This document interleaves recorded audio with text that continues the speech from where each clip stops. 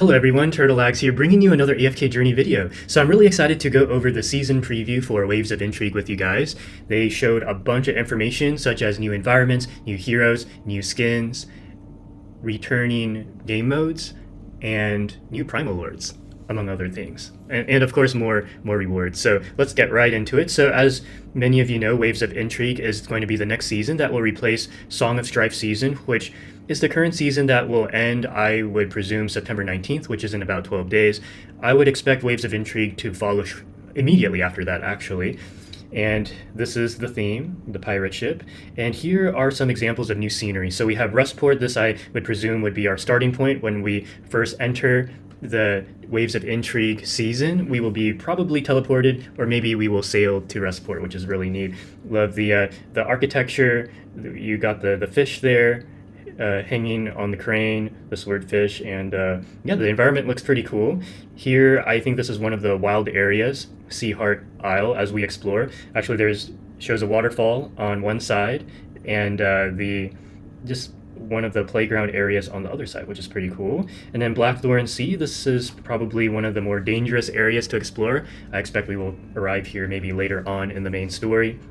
Blackthorn Sea looks really cool. We have the bones, the remains of a giant animal, and then we have, of course, the rugged sea environment.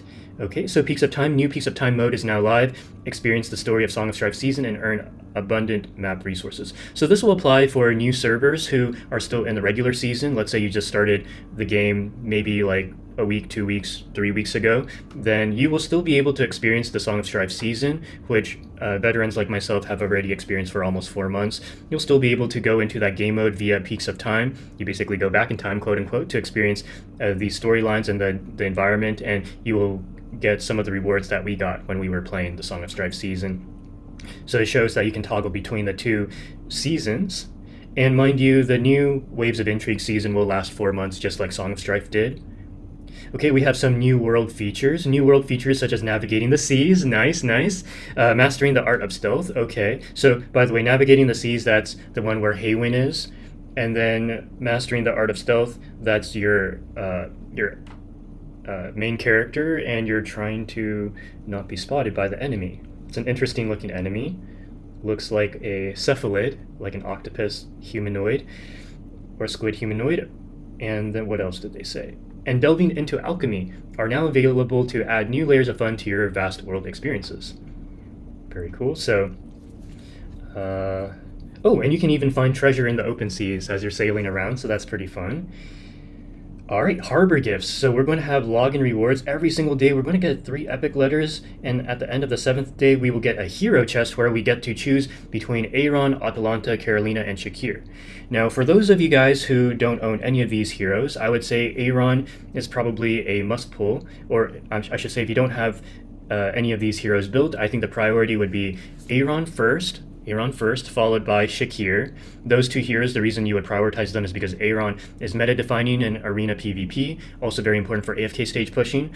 And Shakir, he does have some viability in Dream Realm. He's currently best in slot for, I think, 1 or 2 out of the 6 Dream Realm bosses, and he is a very important counter to a lot of the meta-defining heroes in this game. Any wilder that is meta-defining, such as Lily May and Aaron, Shakir handles them reasonably well. And Shakir is also very important to keep Thorn at bay if Thorn is attacking from the outer lane, and because when Shakir enters his lupine aura, he pounces on the enemy, which if it's Thorn, for instance, he'll knock back Thorn, creating space between Thorn and your allies. And then if you have these 2 heroes built, then Carolina would be the 3rd logical choice. Atalanta doesn't see much play, even though her kit, I think, is kind of a cool crowd controlling support kind of role, but she realistically doesn't see play in any game mode, not even the Lightbearer faction tower. So, all right, and then on to one of the more exciting parts, hero skins. So discover the main storyline, participate in events to earn free hero skins. Okay, free is the operative word for Rowan, Merrily, and Sinbad. Plus you can unlock even more fashion items as you progress. And fashion items, I presume, are the hats. Like currently the last 3 rate up heroes, Lily May, Mikola, and now Lenya, if you get them to 8,000 affinity, you get those special hats, like chibi hats of them. I would presume some fashion items would include those. Hopefully we also get some fashion items for our main character. More outfits is always welcome. But, Merrily and Rowan, I really, we already know about these heroes. I like how Rowan has, even Broderick is dressed up, which is pretty cool. He's in a top hat, and Rowan is kind of like a captain of a ship, if you will, with a pouch of coins. He's holding a gold coin. And Merrily, she's wearing kind of like one of those sailor slash Viking outfits, those Viking ladies, which is pretty cool. I like the green and the orange feather. She's also holding a dagger, bag of arrows behind her. Okay, and then I wanted to talk about this new hero, Sinbad. So I was trying to look up Sinbad in AFK Arena because I'd never played AFK Arena, but it doesn't look like there's any information on him, which means that he's probably a novel hero who is being introduced to the AFK universe, which is pretty cool. So thus, we don't really know much about him. I mean, he's holding daggers and a pirate hat, so I mean, he's most likely going to be a Lightbearer rogue, which I don't know how people are going to feel about that. Our other Lightbearer raid-up hero from Song of Strife season was Vala, and she was a rogue. But, that's fine, I guess. Because take Wilders, for instance, they have a lot of mages. There are certain factions that just tend to be more top-heavy in certain factions. Like, they have a lot of different options. Like, Maulers have a ton of tanks you can choose from. And so I guess Lightbearer is going to be the faction that has a lot of rogues, at least for right now. And he looks really cool, by the way. Yeah, can't wait to summon for him. Hopefully he'll be an S rank hero. And okay, so seasonal updates, new seasonal stages and rewards have been added to AFK challenges and Legend Trial.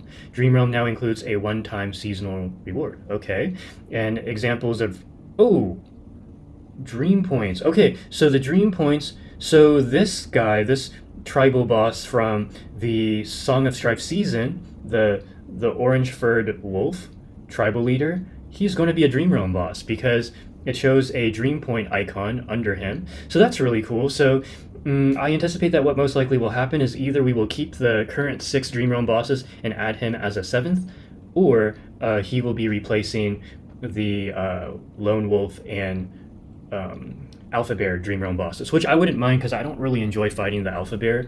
Although I wouldn't mind having 7 Dream Realm bosses. That would make a lot of sense because there's 7 days in a week, so you literally every day has its own Dream Realm boss. I'm actually so glad that they're going this route instead of introducing the Crystal Beetle as a Dream Realm boss. I don't think anyone enjoyed fighting him. And then, hopefully they'll add more temporal essences to the season tower, not just in the beginning, but also later on. Yeah, because if you do it that way, then it incentivizes you to push AFK stages more because it'll allow you to level up to tackle season trials a little bit easier. I don't like the current Song of Strife season tower where once you get past, I think, stage 100, all you get are shards for artifact spells. It made the season tower pushing experience not so great. And I hope that AFK stages will have better rewards as well. Alright, faction talents. This is interesting. Unlock powerful bonuses and enhance your hero's abilities through a strategic talent upgrade and formations. Formations. Interesting. So, and this is really cool. This kind of reminds me of the sphere grid from Final Fantasy X, which I actually really enjoyed. So, you have different paths, and I'm sure, this will be an interesting point of discussion for people to choose the optimal path. Like which path do you take first? Oh, wow. Yeah, and then formation. So, you can unlock talents, and this will somehow encourage you to create formations a certain way. Maybe, if you have a Lightbearer hero who's in the back, they'll get like damage mitigation or a damage boost, or maybe extra energy. I don't know. Those are some examples I can think of. Or if, see how that Floorbell's on her own. Maybe if you have the hero by his or her lonesome, they'll get a special buff. And each faction has its own talent tree, so that's really cool. These are called faction talents. Okay, moving on to new season artifacts. I'm glad that artifacts are coming back. 10 brand new season artifacts, and I do have to say the designs of these artifacts are so nice. Like, I really like the one in the bottom middle row with the tidal wave. I would presume is what that is. And then you got like this guy with the angel wings on the top left. Very cool. And we're getting 10 of them, so that'll be really interesting. I would presume it'll be like Song of Strife, where you will still have the current standard artifacts, like the Confining spell and Enlightening spell, but then you got 10 new season artifacts. All right, so new season progress. So as we can see here, we're still having the Magic Charm system, which I'm actually really glad for, just because for Lenya, I know some people didn't enjoy the Magic Charm farming experience. However, I was a little concerned yesterday with Lenya's kit. If you watch my previous video, one thing I touched on was that Lenya's kit I feel will be so much worse without magic charms, just because Lenya really wants crit. So if magic charms rotated out of Song of Strife and no longer appeared in Waves of Intrigue, then she would miss out on at least 30 crit rate, right? If you had her optimal charm set. So this is very good. I'm glad that, some people hated it, but I think it's just better for certain heroes to have magic charms. The customization I think is still very important. So, as you see here, new season progress, empower your heroes by increasing their season level and arming them with season equipment. And I'm hopeful that this might be a hot take, but I hope season equipment will be more important in the Waves of Intrigue season, because I felt like we were done with season equipment within 1 month, maybe a month and a half at the latest, and then I had nothing to do with my gold coins. But hopefully they make the equipment more rewarding. Okay, moving on to Season Magic Charms. So they are making a return. Season Magic Charms will soon be available. Collect the fantastic charms with no randomized stats to unlock new effects and extra set bonuses. Ooh, so what do they mean by that? Okay, so notice how, take Brutus for instance, he has the full set. So when they say no randomized stats, does it mean... Okay, well, I'm going to assume that the Magic Charm sets are going to be like what we got before. The no randomized stats, I don't know what they mean by that. Do they mean like there's only one charm set per hero that you can get versus like 10 different mix and match ones, which hopefully there's still that mix and match option, otherwise that's going to be really boring. Hopefully, your heroes, I don't know, we'll see. I think, we'll see what the no randomized stats means. Okay, new hero, so... Dunlingr, he is going to be a Celestial. Okay, so we're getting a new Celestial hero, and he looks really cool. Now, when you think of a Celestial Hypogene, I'm thinking this hero, because this hero, I don't know what's that behind him, maybe, how in Final Fantasy X, Seymour, transforms, and he has this thing behind him? That kind of reminds me of that for some reason, or behind the Aeons, and then he kind of looks like Zeus, which is pretty cool. Wow. I'm a little scared because I just built Dionyl. He looks like he'll be like, Dionyl, step aside, go drink your wine in the corner somewhere, I'm going to take over, something like that.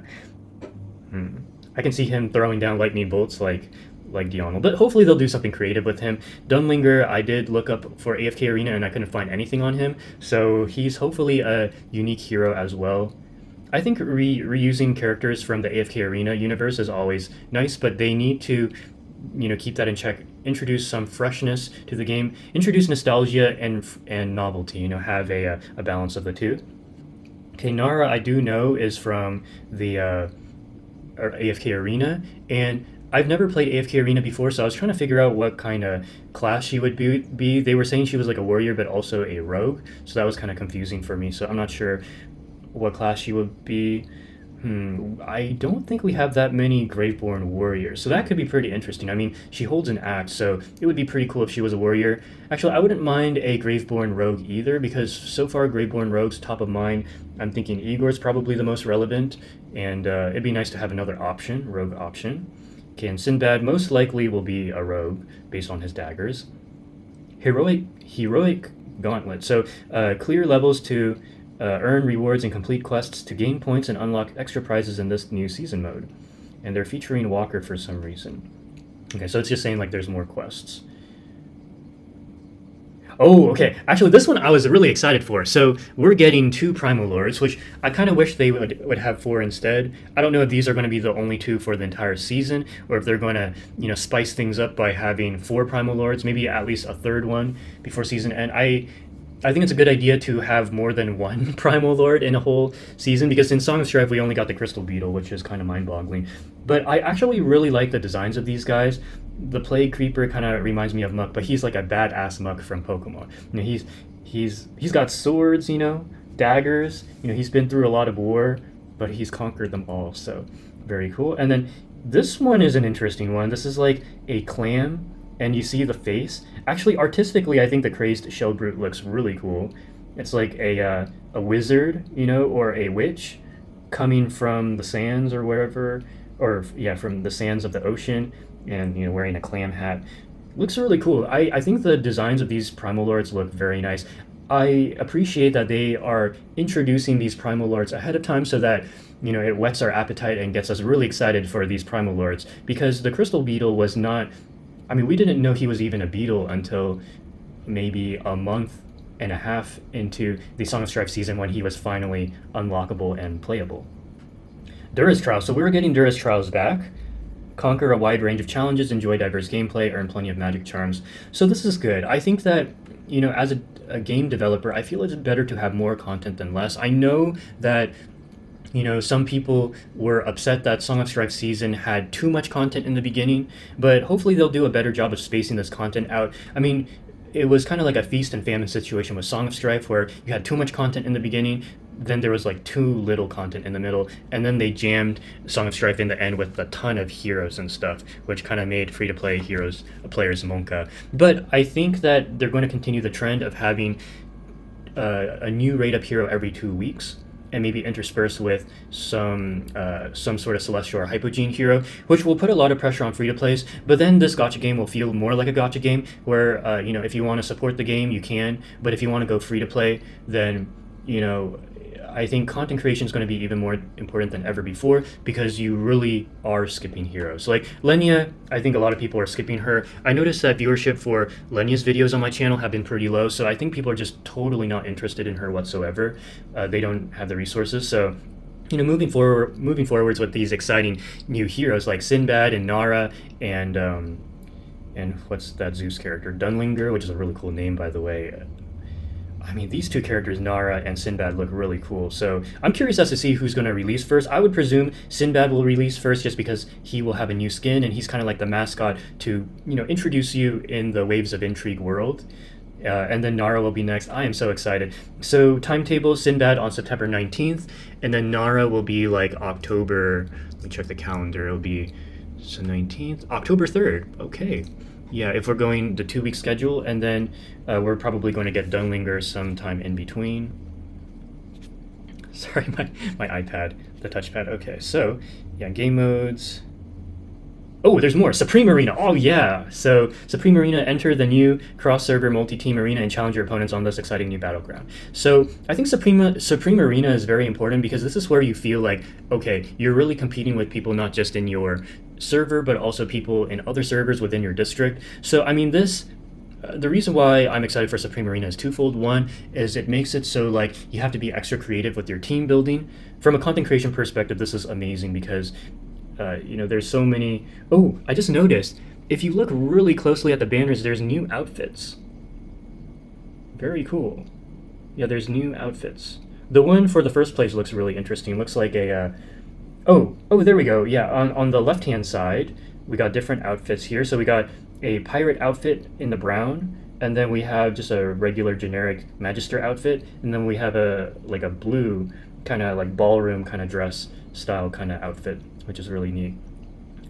Yeah, but I was also saying that we're going to have an introduction, or, you know, we're still going to continue the district formats. So I would presume that we're going to get matched up with new people in another district, or they're going to combine the current districts, would be my guess. We'll see how they do it. Honor Duel, the new season of Honor Duel is here. Explore the new trial card gameplay and enjoy enhanced strategies and greater excitement. New trial card gameplay. You know what would be really cool? This will add a whole layer of collectability if they decide to do this someday. Is, you know how like Final Fantasy VIII has Triple Triad, which they also introduced in Final Fantasy XIV, A Realm Reborn, and it would actually encourage you to explore the world and, you know, do Triple Triad with other people to earn their cards. I think if they did something like that and just replace Honor Duels entirely, do like a Triple Triad instead of, you know, monk-ass getting randomized heroes, I think that would be pretty cool. But they're likely not going to do that. Anyways, that's kind of my idea in case the devs are watching my videos. Okay, so very cool. So Honor Duels is going to introduce Celestial and Hypogenes. And I think this is nice, because realistically, a lot of free-to-plays won't get to experience some of these heroes, notably Burial and Diurnal. So being able to experience them in a free-to-play game mode like Honor Duels is going to be quite good. Wow, more stuff. Legends return. Return to Esperia to receive generous rewards via in-game mail. Complete quests to earn a massive amount of invite letters for hero recruitment. That is always welcome, and I think it's always good to have a reason to return to the old regions. Return to Esperia to receive generous rewards via in-game mail. Interesting. Okay. Very cool. More events. For more events, please stay tuned for upcoming announcements.